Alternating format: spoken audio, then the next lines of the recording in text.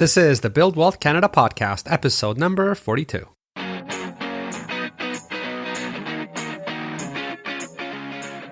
Welcome to the Build Wealth Canada podcast, where it's all about becoming debt-free, accelerating your wealth, and taking control of your money.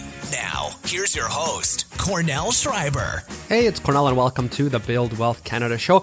Today, I'm excited to have Edward Kholodenko on the show, who is the CEO of Questrade.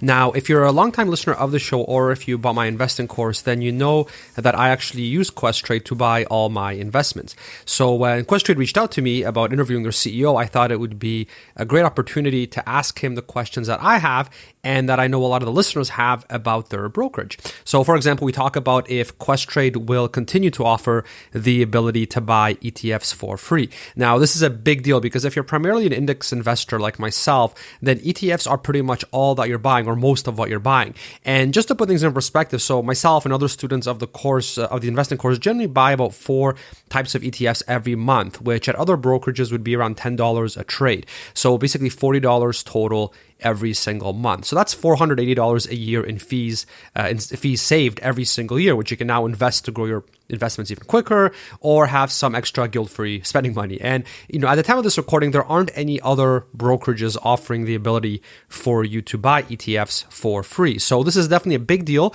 and one of the key reasons that I actually signed up with Questrade myself many years ago. Now, we also talk about how safe your money actually is with them, both from a security perspective and what type of insurance they have in case something actually does go wrong. Obviously, this is a big deal if you're currently with them, like myself, or if you're thinking of joining them as well. So that's definitely kind of a big question that I've always had and that I wanted to get his input on. And we also talk about using an online brokerage like Questrade versus some of the other brick and mortar banks out there, as well as what he sees changing in the investing world in the coming future so that we can prepare accordingly. And then lastly, we discuss the most common and critical myths and misconceptions that Canadians have that may be holding them back from investing, or at least from investing properly. And there's actually a lot more questions than that, but I just kind of have to give you a bit of a snippet. Now, I will say that Questrade didn't pay me to have their CEO on the show or to endorse them in any sort of way. I personally just really like their site, I like their tools, and of course, I really like the free ETF buying because it saves me a lot of money. So for years now, it's been kind of the least expensive way to invest for Canadians that I could find, and they are what I've been using for all those years. So I feel very comfortable endorsing them. And with that said, they do have a refer a friend program where if you sign up using my link, you'll get anywhere from $25 to $250 for free when you open a free account with them. So you'll at least get $25 and you'll get more than that depending on how much you end up depositing into your account. And just to be transparent, when you do that, I'll get $25 just for referring you as a friend. So, if you are going to sign up, then I hope you use my friend link, as it'll literally cost you nothing. You'll get anywhere from $25 to $250 for free just for signing up. And it's a way that you can basically help financially support the show without actually spending any money. So I figure it's a kind of a good win-win where everyone gets something. So to sign up for free and get the $25 to $250 bonus, just go to buildwealthcanada.ca/bonus. And when you get there, just select the account that you'd like to open and the friend code will automatically be entered there. So basically, we'll both get the cashback bonus automatically. So that link again to get that is buildwealthcanada.ca/bonus. And now, I know that I mentioned the investing course earlier, so if you do want to learn more about exactly how I invest and basically how to be a do-it-yourself investor so you can actually pay the lowest fees possible on your investments in Canada, then you can go to buildwealthcanada.ca/invest. And last but not least, if you do have some questions about any particular stocks or ETFs, or just want to learn about some of the top stocks in Canada or see some model stock portfolios, then you can get free access to all of that research for a month by getting a free trial to 5i Research. And I actually have a special partnership with them where when you sign up for the free trial, which gives you access to literally all the research, then you'll also get a free 1-year subscription to Canadian Money Saver magazine, which is Canada's largest personal finance magazine. So to get all that for free, you can go to buildwealthcanada.ca/trial. It's buildwealthcanada.ca/trial. All right, and now let's get into the show. All right, Edward, welcome to the show. Thank you so much, Cornell. Happy to be here. Really, really good to have you, and really want to ask you some of these questions. I've been using Questrade for quite a few years, and one of the reasons that I chose to use Questrade for all my retirement accounts is because you guys let customers buy ETFs for free, or basically almost for free if we include the pennies we still have to pay in the ECN fees. So, is the ability to buy ETFs for free through Questrade something that you see your company offering long term, or is this more kind of a short term to mid term offer that's just temporarily being used to get new customers? Well, we've been offering free to buy for a number of years now, and we see that our clients are really enjoying that service, and so it is something that we intend to continue with. Okay, at this time. Okay, that's wonderful. So kind of there's no plans to stop it anytime soon or anything like that. No, we have no plans like that. No. Oh, okay, that's good, because I'm sure it's not an enormous moneymaker for you guys when you're offering to do that for free and everyone else is charging, I think it's usually, around $10, right? If you go with some of the other banks, for example. But I guess, you get the customers, they like it, they become loyal, and then so a lot of people buy the stocks anyway as well, right? Just as part of their portfolio. And then I guess you can still get compensated that way too. So that's great. I'm really happy to hear that. And in terms of, I just wanted to clarify though, sure. But in terms of the offering though, it could be where we don't make it as broad, because right now I believe that we offer all ETFs available for free. Mm-hmm. It may be that we pare it down in certain ways, or we amend that offer. But certainly we intend to continue to offer ETFs for free. That's our intention. Gotcha. And if you were to change it, and you say, let's say you restricted it to only some ETFs, do you think those would be more the broad market type ETFs, or would you have a priority as to which ones you would want to keep? We haven't made that determination, but it's likely that we would keep the popular ones that the clients are holding in their portfolios, to continue with that. Okay, awesome. That's good to hear. And then one other thing too is, I imagine you guys get your fair share of potential customers that are reluctant to keep their investments at an online discount brokerage like Questrade versus, let's say, one of the larger, brick and mortar Canadian banks, right? There's something to be said. Some people just feel comfortable being able to go to their bank and, speak to someone live, that kind of a thing. Can you speak a bit about the security that Questrade uses compared to some of these largest banks? How does it all compare? Well, certainly. So when you compare investments at a bank versus an investment dealer like Questrade is, so clients can go and buy RSP products at their local branch and invest in mutual funds, and when they're doing that, they're investing in with the bank, and I believe that they're only covered up to $100,000 whenever they're doing that, or keeping that in a money market account at their local branch. When you invest with an investment dealer like Questrade, we do offer the standard CIPF coverage, which is up to $1 million per account. Not only that, we have additional coverage of up to another additional $9 million. So a total of $10 million is covered per client. Gotcha. Per account. But we've been around for 17 years, and we have a track record of stability, and we've won numerous awards for being one of Canada's best managed companies. And so clients for sure should not have any concerns with holding their funds with Questrade. Gotcha. So yeah, it's not like you're some new kid on the block that's launched the company this year and you're still working out all the security infrastructure and all that kind of stuff, right? It's been like you said, 17 years, right? I think that kind of quells the concern that some people might have. That's good to know. Now, what if on the subject of security, what if there was a scenario, let's say, where Questrade got hacked? We hear about these kinds of stories in the news.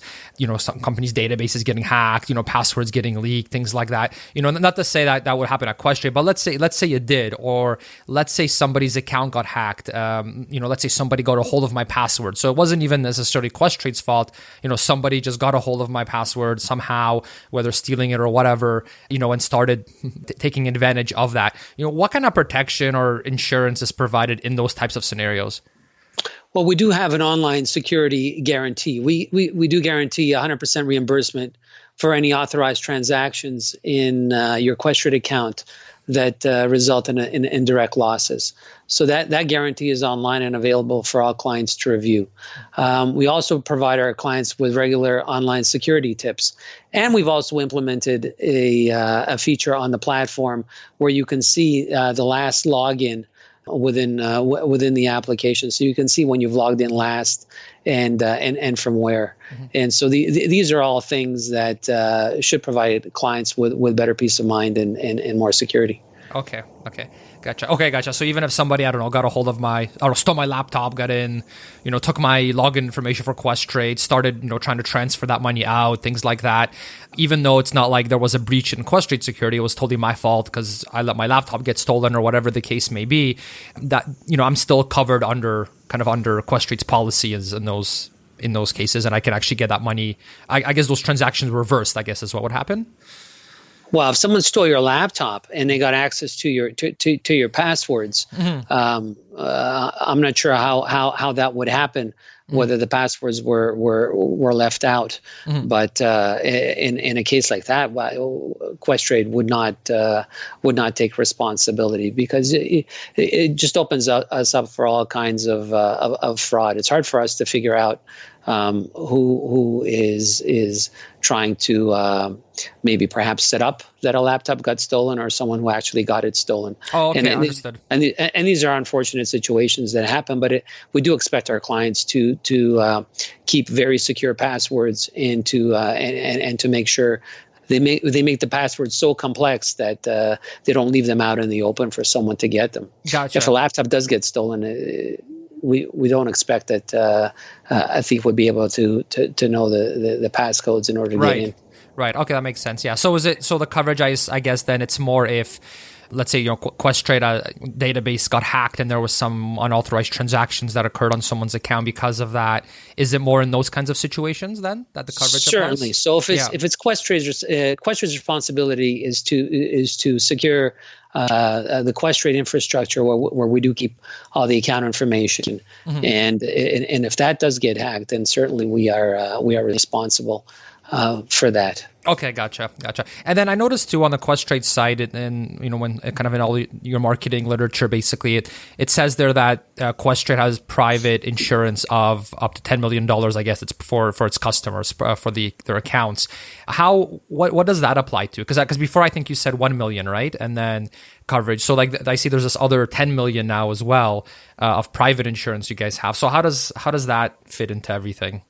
So the first million is provided by the Canadian Investor Protection Fund, mm-hmm. which is a fund set up by the industry for the benefit of all investors. Mm-hmm. I did mention that we have an additional 9 million in coverage. Oh, right. Oh, that's right. Sorry. Yes. Mm-hmm. And so that 9 million is private insurance that we take out for our clients' benefit.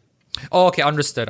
So that's where the 10 million kind of total comes out. Okay, that makes sense. Now, can you give us, kind of changing subjects a little bit, can you give us a bit of an overview of the state of the online brokerage space in Canada? So in particular, what kind of trends and developments are currently happening? Where do you see things are heading in terms of, technology and innovation?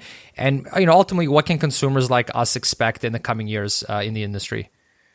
So in terms of the online brokerage space, you've really got the large financial institutions that are embedded in Canada and Questrade. And so Questrade is the largest independent online broker in Canada, and in fact, we are the fourth largest in terms of trading volume. Nice. As well. In terms of what the landscape looks like.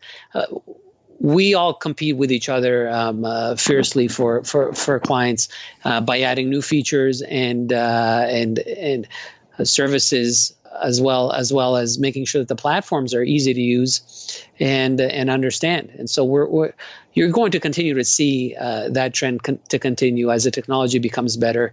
New technologies come online. You'll see all the online brokerages adopting that technology inside of their platforms. Some faster than others. We think that we do it better than anybody else, because we truly care about our clients' financial security. Mm-hmm. Gotcha. And now, so kind of taking all that into account, are there certain things that Questrade is really prioritizing for the coming years? Like you said, you guys are basically one of Canada's largest, brokerages.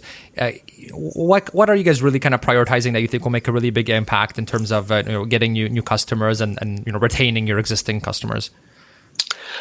Well, we're really looking at how clients are using our services, and what we're seeing is an accelerated shift into mobile and away from the desktop or the laptop, and that trend has been accelerating over the last several years. So we just launched a new mobile app just recently, several weeks ago. And we are going to continue to add more functionality and capability to that app. Mm-hmm. Gotcha. Okay. No, that's great. That's great. Let's maybe shift gears a little bit now. Can you talk a bit about financial transparency and kind of the lack of financial transparency that we have in Canada when it comes to fees that Canadians are paying on their investments? So there's been a lot of rules that have come out. So CRM2, for example, comes to mind, to help Canadians be more aware of the fees that they're paying, especially when it comes to fees on mutual funds, for example. But is there more that Canadians should know when they are buying their investment, just to make sure that they're buying it kind of the right way and properly? Well, you're quite right. So CRM2 has come out, but what we've seen and some of the early studies have shown is that Canadians are actually not reviewing their statements. Mm-hmm. So they're not looking in enough detail as to the returns that they're making and the costs that are on their statements. So what Canadians really need to do is they really need to educate themselves as to where these costs are coming from. Things like embedded commissions and trailer fees on mutual funds mm-hmm. that are paid out to the individual manager of the funds. There's still a lot of hidden fees that clients are not aware of, that they really do need to pay attention and really read the fine print. And those things are not even in CRM2 yet. Gotcha. And actually, I just realized too, perhaps not all the listeners of the show are really familiar with CRM2 and what all, you and I are, because we're kind of in this space, right? But can you maybe talk a little bit for anyone that hasn't heard of CRM2, what is it? What was kind of the intent of it to help Canadian consumers? So CRM2 is a standard that the regulators have come out with that the industry needs to adhere to, where it basically sets out the rules between the client and the broker that govern their investments and the relationship between them. And they want to make sure that conflicts have been properly disclosed, as well as all the fees that may have not been disclosed in the past. They want to make sure that all those things are disclosed very clearly and transparently to their clients. And this is something that the industry is going to continue to do more and more. In fact, they're talking about a CRM3. And so we'll see what that holds in store. Gotcha. And you mentioned a lot of Canadians, because CRM2 was supposed to make this really big difference where it kind of Canadians that didn't know they were paying these fees all of a sudden know that they're paying them, because they actually, those fees have to be disclosed, and that's going to create all this kind of impact in the market in terms of people, going away from some of these higher fee investment products like some mutual funds, for example. Now, you mentioned you notice that a lot of people it hasn't made as big of a difference as maybe it was predicted. Is that, do you think, because some of that, those fees and that information was kind of buried in these gigantic reports and people just aren't going to be reading all this legal kind of fine print? Do you think that's part of the issue maybe? I believe that is the issue. There is a lot of paperwork and a lot of disclosures. The clients, I think, that have been conditioned to just click, yes, I agree, I accept, without actually going through and making themselves aware of what is exactly in the text. And so Gotcha. This is really what's happened. Yeah, I wonder if it's kind of like with credit card statements, right, where you read kind of everything that looks good, that's formatted nicely, but then there's all that kind of legal legalese on everything, right? But then people you just get conditioned to kind of you're not going to reread that read that every single time you get a statement. So I could see how that could happen. Now, you mentioned hidden fees. Now, it's kind of one of the issues with CRM2 is that not all the fees are actually disclosed. So even though now you have a bit more transparency with it, it's still not really a holistic view of all the fees that you're paying. And so some people are still, misinterpreting or aren't fully aware of the fees they're paying yet because of that. Yes. So there are still some fees that are embedded commissions, such as embedded commissions in mutual funds that are paid out that are not exactly visible in those statements. And so this is why they're talking about a CRM3. They're talking about banning trailer fees. They're talking about changing the way that online brokers sell mutual funds, where they're not allowed to take a trailer, because today many online brokers sell mutual funds to their do-it-yourself clientele, but they still receive a trailer fee from the mutual fund manufacturers. Everybody other than Questrade, that is, because we have a product where we actually rebate the mutual fund fees back to our clients for a flat fee of the first $29.95. We'll take off that rebate, and the rest that's over and above that we actually rebate back to the client. Gotcha. Now, is that the Portfolio IQ service that you're referring to, or is that something else? No, that is our a maximizer product. Okay. Gotcha. So Portfolio IQ, now that you mention, is our fully managed portfolio service, where it is a client would go online, fill out a questionnaire that asks them all the different levels of risk tolerance that they have, their time horizons, and so forth, and places them into a portfolio that Questrade manages. Gotcha. Okay. Understood. And so, when we're talking about CRM2, I mean, that's primarily regarding mutual funds. Like I could be mistaken, but I believe it. Like, I mean, it applies to things more than just mutual funds. But is it just mutual funds that are kind of the biggest reason that it was created in the first place, just because of the lack of transparency on the fees that Canadians are paying? Well, I think mutual funds is one of the reasons, but I believe that Canadians were also not aware what they were paying their brokers. So in a lot of situations, there were commissions that were being paid and they were not aware of what the total commissions were. So now this makes it a lot more transparent. Okay. That makes sense. Yeah. Okay. Gotcha. So now, as far as I know, Questrade doesn't provide some of the more kind of ultra safe, and I could be wrong here, but from my understanding, Questrade doesn't provide some of those more ultra safe investment options like GICs, for example. So for those that want that kind of really high level of safety, despite the low returns that they'll get, what kind of options do you suggest for them? Well, we actually do provide GICs. Oh, okay, nice. They're not listed online. You can't execute a trade with for those GICs electronically, because GICs are not traded on an exchange. It's more of an over-the-counter market. But if clients do call our trade desk, we'd be more than happy to provide options for them in terms of GICs. Okay, that's good to know. Yeah, because I was looking around the site and I was wondering, hey, I wonder if you guys offer these, because it's not kind of the, when I think of Questrade, right, I don't think of things like GICs, but that's good that you guys still offer it, right? So it's not like you have to have a Questrade account and then you have to sign up with another bank because you want to open up, you want to buy some GICs, for example. You can pretty much I guess it sounds like if you know what you want, you can pretty much get it all through Questrade. Is that fairly accurate? Absolutely, yeah. Okay. And we also have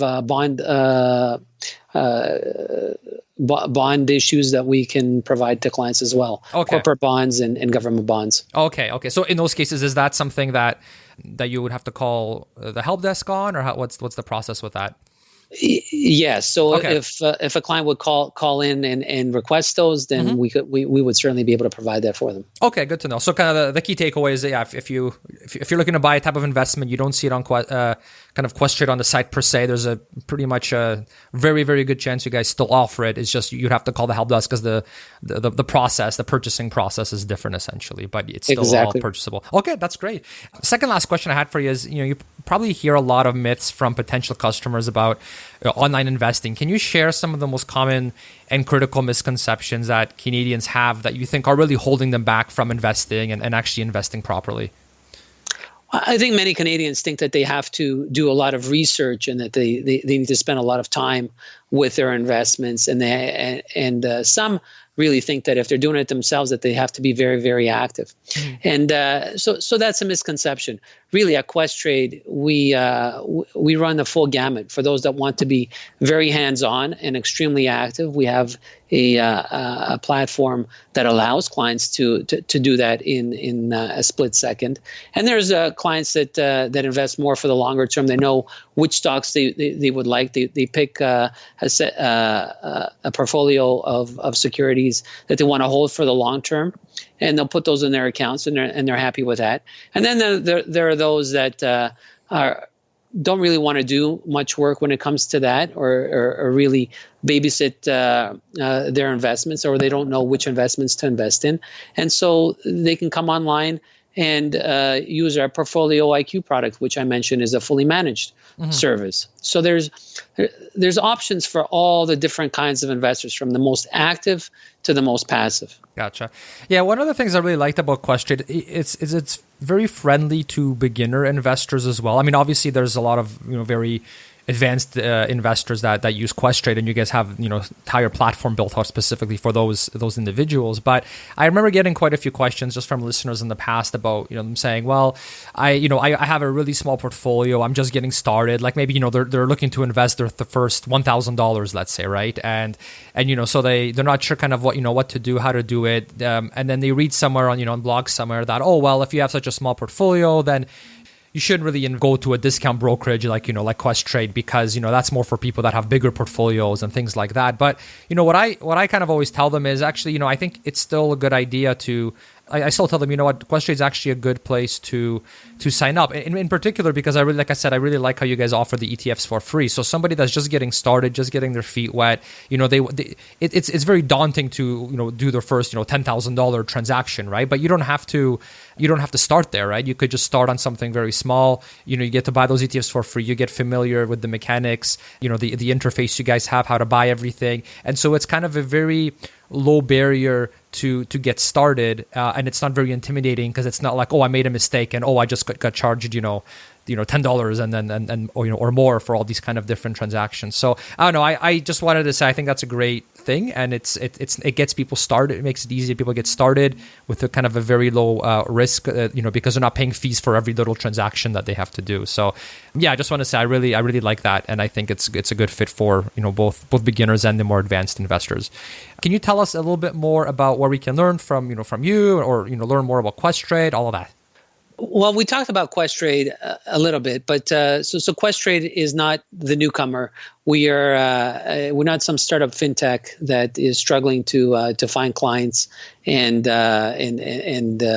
hold client accounts and service clients. We've been around for quite some time, and as I mentioned, we are one of Canada's largest online brokers. So we're very proud of our track record, and we're so thrilled to be helping Canadians become more financially successful and secure. Questrade has been the fastest growing online broker for the last 3 years running, according to a third party called Investor Economics that aggregates this type of data. And we're just going to continue to push the envelope and to make our services more accessible and better for Canadians. All right. That's wonderful. All right, Edward. Well, thank you so much for coming on the show. It's been great chatting with you. Like I said, I've been investing with Questrade for years, so it's great to, and I know a lot of the listeners of the show invest with Questrade as well. So it's just really nice to, have the CEO of the company come on, answer some of the questions that I know, I have, and that I know other listeners of the show have as well. And thanks for taking the time. Thank you, Cornell. Appreciate being here. Okay. All the best. Take care, Edward. Thanks. Bye. You too. Bye-bye. All right, I hope you enjoyed the show. If you are thinking of signing up with Questrade, then don't forget to use my Refer a Friend code to get anywhere from that $25 to $250 for free just for signing up. The link to get that free bonus is buildwealthcanada.ca/bonus. So when you get there, just select the free account you want to open, and then you're off to the races. All right. And if you are interested in learning how to be a do-it-yourself investor, so you can actually get the lowest fees possible on your investments, then don't forget to check out the Build Wealth Canada Investing course, where you can try out the entire course risk-free by going to buildwealthcanada.ca/invest. And last but definitely not least, if you do have some questions about any particular stocks or ETFs, or just want to learn about some of the top stocks in Canada or see some model stock portfolios, then you can get free access to all that research for 30 days by getting a free trial to 5i Research over at buildwealthcanada.ca/trial. And because of the special partnership that I have with them, when you sign up, you'll also get a free 1-year subscription to Canadian Money Saver magazine, which is Canada's largest personal finance magazine. So to get all of that for free, just go to buildwealthcanada.ca/trial. All right, that's all for today. Have a great week and talk to you soon. Bye. Thanks for listening to the Build Wealth Canada podcast at www.buildwealthcanada.ca.